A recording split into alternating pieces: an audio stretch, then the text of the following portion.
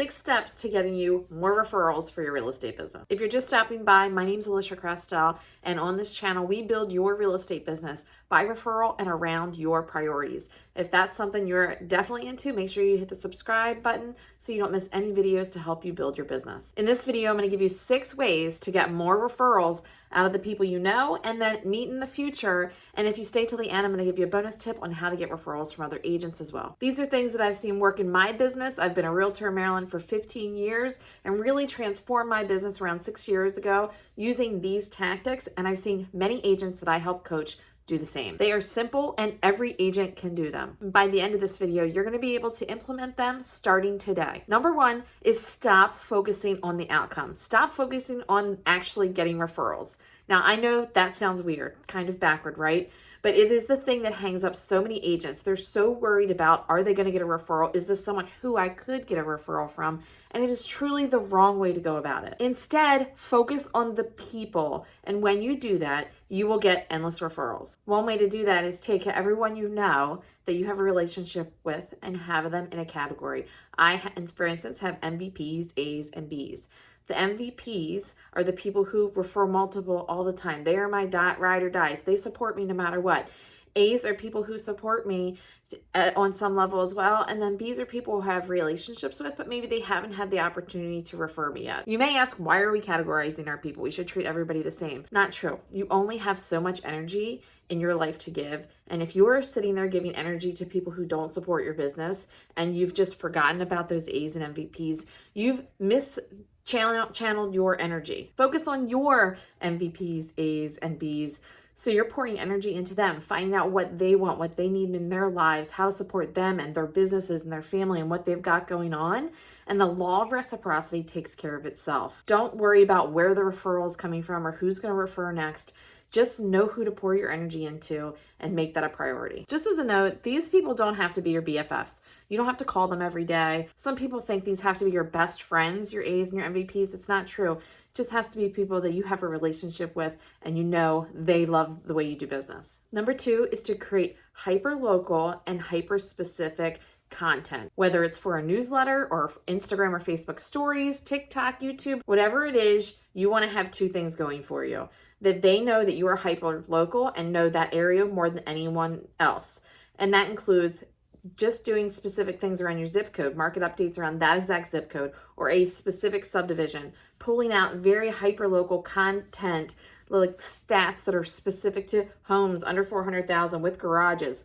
That sets you apart because every other agent is talking about what houses they listed and what houses they sold, and you're talking about specific market information. The second part of that content is focus on the people or the kind of avatar that you want to do business with. If you want sellers specifically, let's not talk about down payment programs. Let's not talk about how to win an offer in a shortage. That doesn't mean you won't ever work with buyers. That just means who you want to target is the sellers. You want the majority of your clients to be sellers.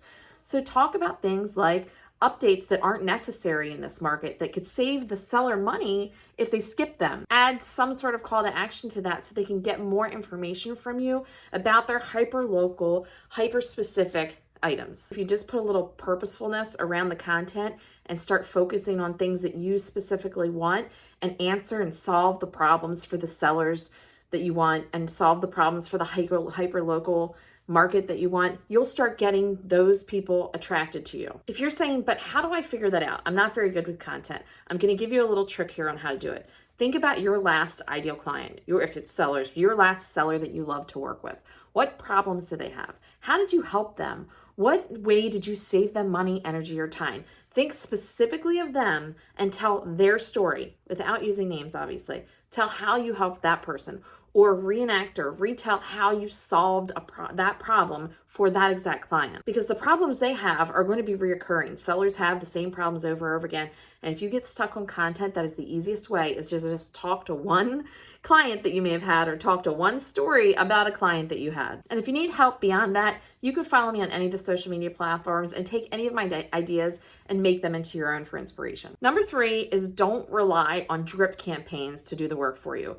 A drip email that goes out to everybody is not going to get you your referrals. It might help support it. So if you're doing it, no need to stop. But that is not what's going to make someone just like jump over their desk to go tell a coworker about you. Be personal. Make one-on-one connections and touches on social media or in real life, or send a card. Those touches, I guarantee you, 10 drip emails won't touch one personal card that I send someone. If all you do is add the personal touches to your business, I guarantee you will get more referrals. I'm going to give you an example of an email you can send that feels way more personal than the typical drip email, and it's called the matchmaker. When you have clients that are looking, specifically buyers that are looking for a specific house. My buyer needs a $400,000 house with a 2-car garage in XYZ neighborhood, and they want to close this time period. They are pre-approved, they are ready to go. That's a time you can send one of those emails and it'd be very impactful because you're writing out specifically what you have and you're asking them to help, but you also may be helping them as well. You take the list of the buyers that you have and what they're looking for, and you just, in like a conversational way, ask, if you know anyone who has a house that meets this criteria, please be my hero and be their hero and let us know, or send this email to them. That's a real easy way to get interaction from your current sphere without it feeling like a drip, and also potentially get introduced to new people. 4 is communicate better than any agent in your market. Lack of communication is one of the biggest complaints that buyers and sellers have about their agents. We have total control over that, so I'm going to show you how to make this work for you. First, you're going to set up the expectations with the buyer or seller. Let them know how you're going to communicate and ask them if it's okay, or ask them to choose the way. Do they like text? Do they like Facebook message? Do they like a phone call? When they pick how they want you to communicate with them, they are owning that. They're saying, yes, this is what I would like. There's no confusion about, are you communicated enough, or you did it the wrong way, or do they like Facebook? Just ask them.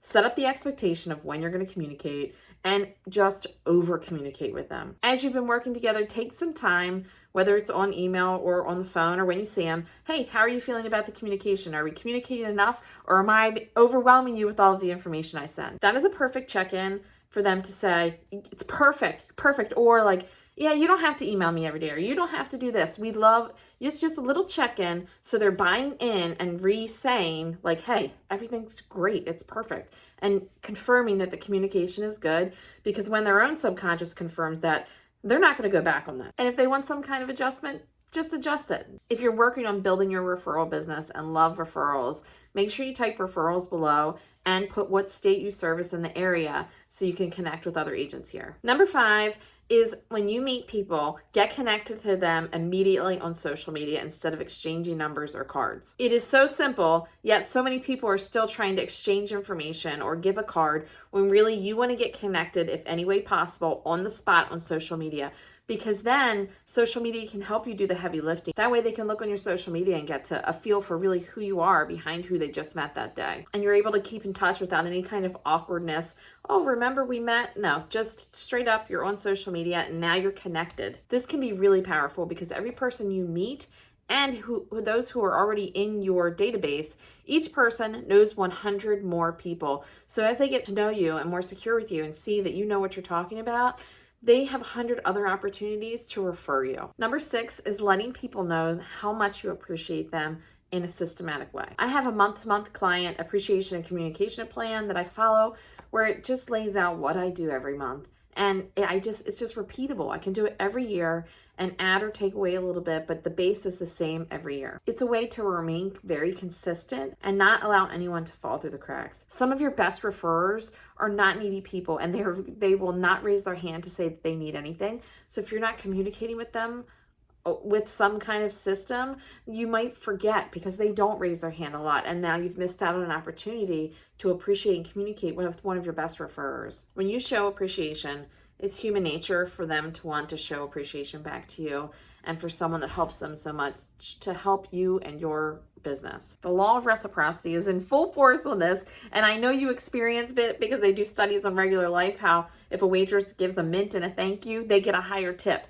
It's just the way, it's human nature. They want to give back. The caveat is when you're genuine. If they think that you're just doing it just to get something out of it, That doesn't help anyone. You have to be genuine and go back to number one and stop focusing on the actual referral and what you get. If you want to increase your referrals even more through agent referrals, I've seen Sue Pinky Benson, you can look her up, do amazing things with creating her own referral network. Not only will you gain relationships with other agents across the world, you can also now tell people on social media as evidence of success that you know agents everywhere. And if someone needs help, to please contact you because your network is huge. If you want to put an entire business plan together that includes referrals, make sure you check out the business planning video. And make sure you hit the subscribe button and tap the little bell because that'll alert you and you won't miss any videos to help build your business.